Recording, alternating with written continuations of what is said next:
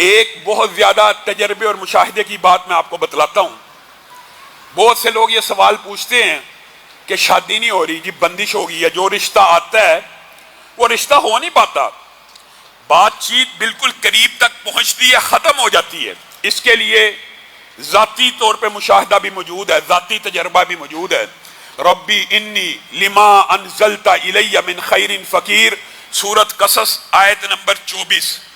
اگر کسی بچی کا رشتہ نہیں ہو رہا، کوئی باپ پریشان ہے، کوئی ماں پریشان ہے، اس آیت کو بطور وظیفہ 313 مرتبہ ہر نماز کے بعد پڑھے.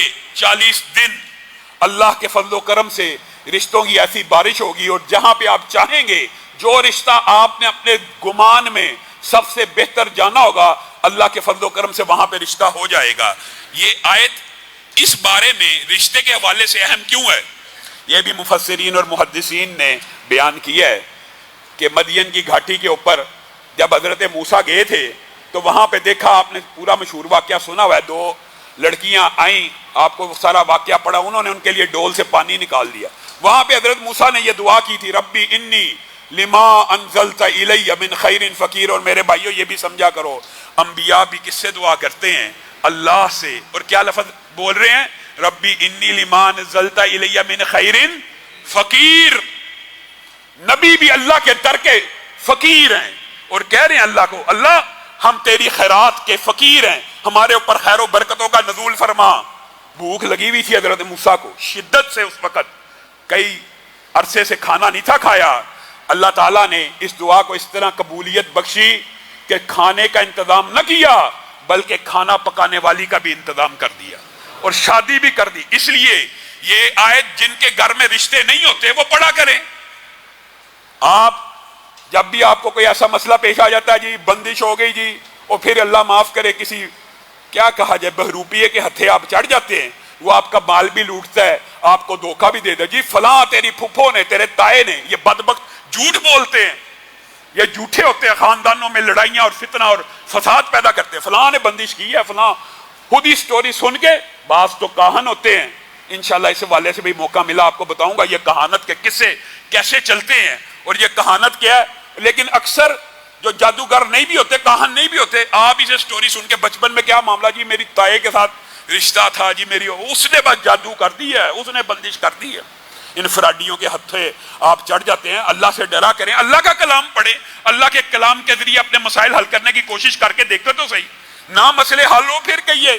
اور اسی طرح ایک اور مسئلہ جو لوگ بڑے زیادہ پوچھتے ہیں، اور وہ بھی ذاتی تجربے اور مشاہدے کا، اللہ کے فضل و کرم سے یہ وظائف جن لوگوں نے پڑھے ہیں، ہم نے دیکھا ہے کہ اگر کوئی رشتے سے پریشان ہے ان کے رشتے بھی ہو گئے، اور اگر کوئی بے اولادی کی وجہ سے پریشان ہے اس کی اولاد بھی ہو گئی. اور وہ کیا، سورۃ انبیاء آیت نمبر 89، ربی لا تذرنی فردا وانت خیر الوارثین. یہ آیت آپ نے پڑھنی ہے 313 مرتبہ. میاں بیوی نے جن کے گھر میں اولاد نہیں ہو رہی، 40 دن عورت پورے کرے، وقفہ آ جائے، 40 دن پورے کرنے ہیں. اور مرد نے بھی پڑھنی ہے 40 دن ہر نماز کے بعد 313 مرتبہ. اللہ کے فضل و کرم سے اللہ اولاد بھی دے گا. لیکن اس وظیفے کے ساتھ ایک وظیفہ اور ملانا ضروری ہے، وہ اگرچہ ترتیب میں آخر میں آئے گا لیکن بات آئیے تو سن لیجئے. اس کے ساتھ کیا پڑھنا ہے؟ استغفر اللہ. اس وظیفے کے ساتھ 313 مرتبہ استغفر اللہ کو ملانا ہے، کیونکہ یہ اللہ کا حکم ہے. فَقُلْتُ اسْتَغْفِرُوا رَبَّكُمْ إِنَّهُ كَانَ غَفَّارًا يُرْسِلِ السَّمَاءَ عَلَيْكُمْ مِدْرَارًا وَيُمْدِدْكُمْ بِأَمْوَالٍ وَبَنِينَ. جو بندہ کثرت سے استغفار کرتا ہے اللہ تعالیٰ اس کو بیٹے دیتا ہے. اللہ قرآن میں کہہ رہا ہے. آپ نے 313 مرتبہ، اور یہ استغفار سے زیادہ مجرب اولاد نرینہ صالحہ کے لیے کوئی اور وظیفہ نہیں ہو سکتا. لیکن اس کے ساتھ یہ دعا ملانی ہے تو اللہ کے فضل و کرم سے آپ کے جو لوگ بے اولادی کے مرض کا شکار ہیں، اللہ اس مرض کو بھی دور کرے گا اور اولاد صالحہ نرینہ بھی عنایت کرے گا. آگے چلتے ہیں. سورتوں میں مسبحات آپ کو پتہ کن کو کہا جاتا ہے؟ سبح، یسبح، سبح اور سبحان. یہ 4 الفاظ کے ساتھ جو صورتیں شروع ہوتی ہیں ان کو مسبحات کہا جاتا ہے. اور یہ صورتیں کتنی ہیں؟ 7. سورت صف، حدید، جمعہ، تغابن، سورت سبح اسم ربک الاعلی اور سورت اسراء. یہ 7 صورتوں کی جو بندہ تلاوت کرتا ہے، صحیح حدیث کے الفاظ ہیں. ان صورتوں میں، ان 7 صورتوں میں ایک آیت ایسی ہے اور محدثین نے اس آیت کے بارے میں بھی لکھا، لیکن یہ بات طویل ہو جائے گی۔ آپ ساتھ کی ساتھ صورتیں پڑھ لیں۔ ان 7 صورتوں میں ایک آیت ایسی ہے جس اکیلی آیت کی تلاوت 1000 آیتوں سے بہتر ہے، اور یہ حدیث بھی صحیح ہے۔ یہ مسبحات کی تلاوت رسول اللہ صلی اللہ علیہ وسلم سونے سے پہلے کیا کرتے تھے، آپ بھی کیا کریں۔ اسی طرح سورت کہف کا اس کی فضائل کے حوالے سے بعض لوگ یہ سمجھتے ہیں کہ جی سورت کہف کی فضیلت کی جتنی روایات ہیں وہ ساری ضعیف ہیں۔ یہ بات درست نہیں ہے۔ سورت کہف کی فضائل کی بعض حدیثیں حسن درجے کی ہیں، اور بعض حدیثیں حسن لی غیری ہی ہیں کہ دیگر طرق ان کی حدیث کی سند کو مضبوط کر دیتے ہیں۔ ان میں سے یہ ہے، جو بندہ سورت کہف کی پہلی 10 آیتیں یاد کر لیتا ہے، اللہ کے فضل و کرم سے وہ دجال کے فتنے سے محفوظ ہو جائے گا، اگرچہ دجال ظاہر بھی ہو جائے۔ یہ حدیث بھی حسن درجے کی ہے۔ 10 آیتیں سورت کہف کی پہلے یاد کریں، اور یہ حدیث بھی حسن درجے کی ہے کہ جو جمعے کو پڑھتا ہے اگلے جمعے تک اس کے لیے روشن ہو جاتی ہے، اور یہ حدیث بھی صحیح ہے۔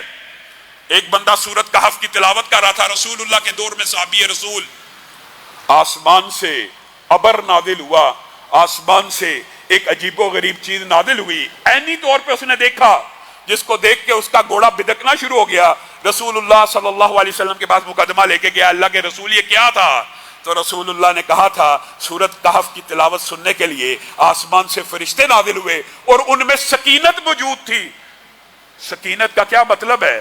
سکینت کا مطلب یہ، اگر کوئی بندہ کینسر کا بھی مریض ہو، کوئی بندہ ڈپریشن کا بھی مریض ہو، کوئی بندہ شوگر کا بھی مریض ہو، آسمان سے جب سکینت اترتی ہے تو اللہ کے فضل و کرم سے جسمانی بیماریاں بھی دور ہوتی ہیں اور روحانی بیماریاں بھی دور ہوتی ہیں۔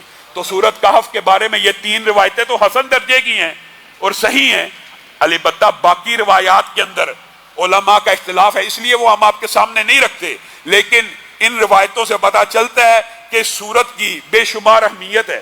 اسی طرح سورت یاسین کے بارے میں یہ بات معروف ہے کہ اس کے بارے میں جتنی احادیث ہیں وہ ضعیف ہیں۔ یہ بات درست ہے کہ رسول اللہ صلی اللہ علیہ وسلم کی زبان مبارک سے سورت یاسین کے فضائل امت تک باسند نہیں پہنچے، لیکن حضرت عبداللہ ابن عباس نے سورت یاسین کی ایک ایسی فضیلت بیان کی ہے جو صحیح سند سے موجود ہے، اور جب صحابہ کسی شے کی یا آخرت کی کوئی فضیلت بیان کرے نا، مطلب ایک صحابی کے کہ آخرت میں فلاں شخص کو یہ عذاب ہوگا، یہ اگرچہ رسول اللہ نے تو نہیں کہا تو صحابی ہیں، لیکن اس کا حکمن مرفوع ہوگا، کیونکہ صحابی قیامت کے حوال کے بارے میں یا ثواب اور فضیلت کے بارے میں اپنی طرف سے بات نہیں کہتے۔ گویا عبداللہ ابن عباس واحد ہیں جن کو رسول اللہ صلی اللہ علیہ وسلم کا یہ مفہوم پہنچا، اور انہوں نے یہ بات ہم تک پہنچا دی۔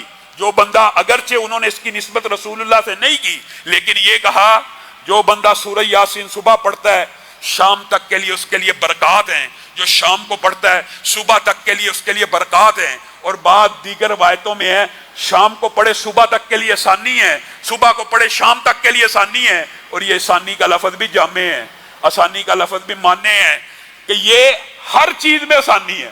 رزق کی کمائی کے لیے نکلا اس میں آسانی، شیطان کے شر کا شکار ہے اس میں آسانی۔ گویا اس سورت کو پڑھنے سے بھی انسان آسانیوں میں مبتلا ہو جاتا ہے۔